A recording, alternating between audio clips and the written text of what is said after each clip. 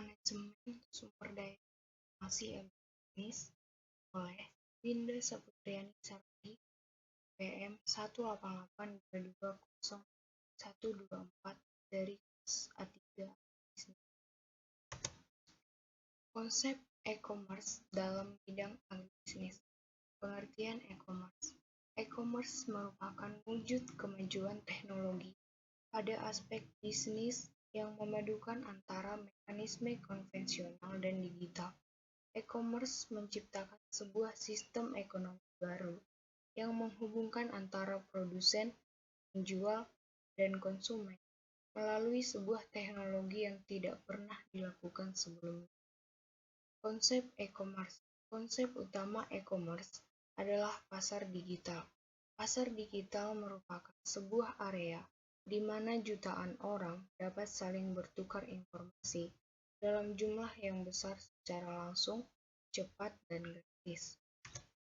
Studi kasus perusahaan agribisnis yang memanfaatkan jaringan internet, bisnis atau e-commerce dalam kegiatan usahanya sehari-hari.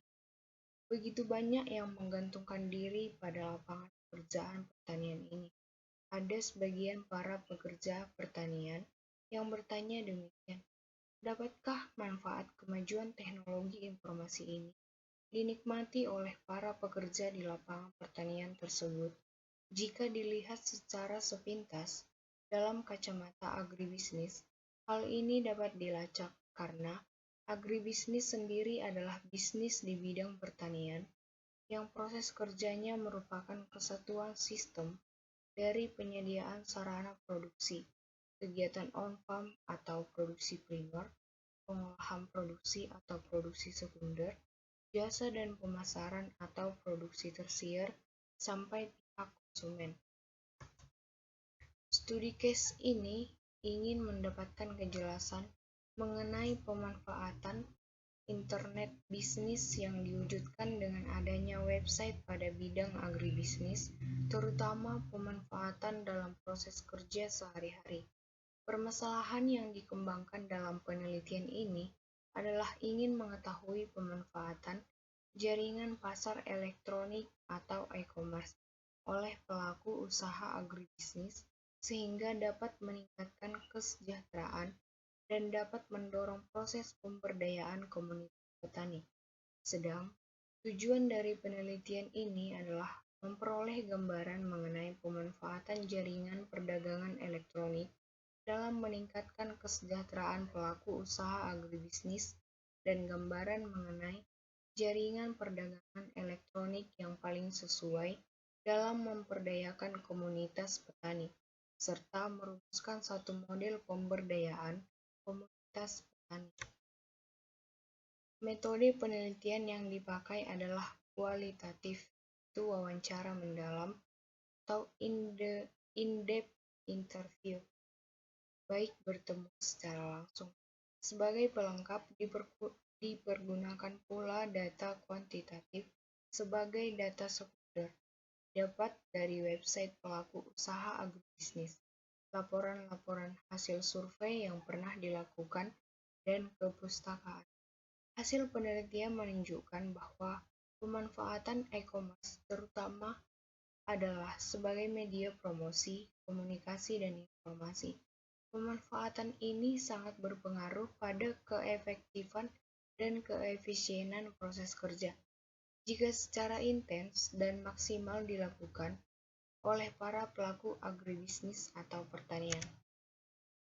Manfaat yang dirasakan oleh para pelaku bisnis secara langsung dan tidak langsung memberi pengaruh positif pada komunitas petani yang terkait, terutama dari semakin luasnya jalur pemasaran pelaku bisnis yang meningkatkan permintaan produksi dan memacu pengadaan produksi di kalangan komunitas petani, di mana selalu diharapkan untuk meningkatkan produksi dengan standar kualitas yang ditentukan. Berdasarkan uraian yang telah dipaparkan sebelumnya, penerapan e-commerce menawarkan satu metode belanja secara langsung. Penerapan metode e-commerce memberikan banyak keuntungan seperti waktu, lebih efektif serta efisien, biaya untuk ongkos perjalanan. Teknologi informasi yang paling banyak orang gunakan adalah internet. Menggunakan internet, orang dapat berkomunikasi dengan orang lain tanpa mengenal waktu dan jarak. Penggunaan e-commerce adalah untuk meningkatkan kemampuan feedback dari pelanggan secara cepat. Di samping itu juga bisa menghemat biaya pemasaran. Contoh e-commerce pertanian yaitu Sayurbox, di mana Sayurbox itu platform online yang berupa website dan aplikasi yang memudahkan berbelanja buah dan sayuran segar langsung dari petani lokal. Sayurbox menerapkan konsep farm to table dengan mempermudah pengiriman dari petani lokal langsung ke depan pintu rumah pelanggan dengan harga yang bersahabat bagi para petani. Konsep ini juga membuat buah dan sayuran yang dikirim segar. Sayur dan buah yang ada di Sayurbox adalah hasil panen dari petani lokal. Sayurbox mencoba penjualan melalui media sosial, berkembang juga website, lalu pindah menjadi aplikasi. Sayurbox bakal menyiapkan sistem logistik dari petani kepada konsumen, namun perhitungan ongkosnya masih akan didiskusikan sehingga keuntungan yang seharusnya diterima petani tidak lari kepada pengepul. Selanjutnya, inovasi ini selain bermanfaat untuk menjamin petani, menerima penghasilan yang lebih baik karena bisa berhubungan langsung dengan konsumen, juga sangat penting untuk meningkatkan minat masyarakat, terutama anak-anak dan kaum muda, untuk terjun ke dunia pertanian dan perkebunan.